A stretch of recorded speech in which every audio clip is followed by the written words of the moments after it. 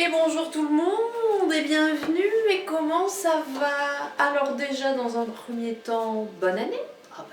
On n'est pas à la fin du mois de janvier, je pense qu'on est encore autorisé. On a quand même le droit de souhaiter la bonne année. Donc, écoutez, moi je vous souhaite tout le bonheur, je vous souhaite la prospérité bien évidemment, je pense qu'on en a tous besoin. L'espoir aussi, l'abondance, la foi, la joie, la bonne humeur. Voilà, avec toute la sincérité de mon cœur bien évidemment.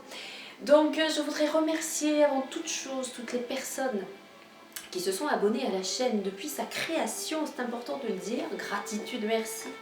Merci à toutes les personnes qui sont, qui sont attentives à cette chaîne, à toutes ces vidéos, toutes les personnes aussi qui m'envoient des mails pour me poser des questions, car oui c'est possible, on peut tout aussi bien communiquer. Vous avez un petit souci, un tracas, quelque chose que vous n'arrivez pas à percevoir, vous pouvez m'envoyer un mail. Je peux peut-être déjà commencer à éclairer un petit peu votre chemin. Donc un grand merci à toutes les personnes qui m'ont envoyé un mail durant l'année et aussi en ce début d'année. Merci à toutes les personnes abonnées à la chaîne, merci à toutes les personnes qui sont passées par là et qui ont été dans ce petit pouce levé, voilà, dans tout ça, dans cette gratitude, merci. Je voudrais simplement vous souhaiter tout le meilleur pour l'année 2023. Nous commençons cette nouvelle année avec de nouvelles perspectives. J'ai décidé de mettre en place certains ateliers. Alors, ils peuvent aussi bien être en individuel qu'en groupe. Et pardon, jusqu'à présent, j'ai fait des ateliers individuels. C'était plutôt intéressant puisque ça a été un travail en profondeur pour les personnes qui en ont bénéficié.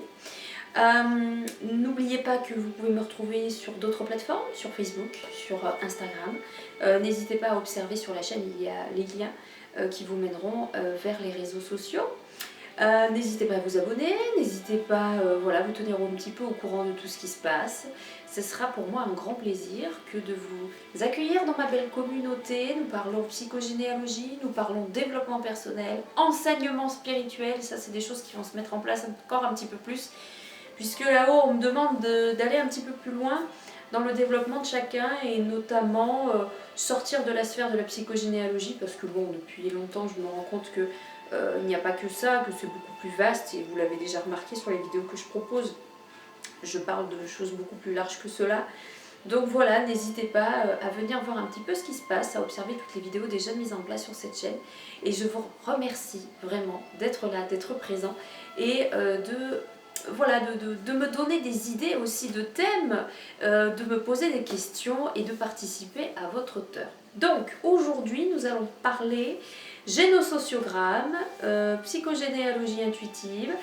J'ai décidé de faire ce petit atelier pour justement vous accompagner dans la création de cet arbre merveilleux, n'est-ce pas, en psychogénéalogie. Donc vous allez remarquer qu'il y aura plusieurs vidéos. Pourquoi? Parce que je pense que c'est pas mal en fait de faire une vidéo pour la présentation, une vidéo un petit peu pour parler de différentes choses et après la vidéo de la mise en pratique autour de ce sujet. Donc tout simplement, je suis là, je n'étais pas sur la bonne page, je prends des notes, attention. Donc le thème du jour, génosociogramme, on va apprendre à dessiner ensemble ce superbe arbre de famille, cet arbre géométrique qui nous amène à la compréhension des chocs, des traumas, mais surtout des schémas de répétition. D'accord? Donc nous allons en parler tous ensemble sur la prochaine vidéo où je vais vous expliquer un petit peu en quoi ça consiste. Je vais vous expliquer comment est-ce qu'il est construit, les fournitures nécessaires, le temps de réalisation et surtout nous allons faire une autre discussion sur toute cette part intuitive parce que je vais vous apprendre aujourd'hui à construire votre arbre généalogique, génosociogramme de manière intuitive. C'est surtout ça qui est important.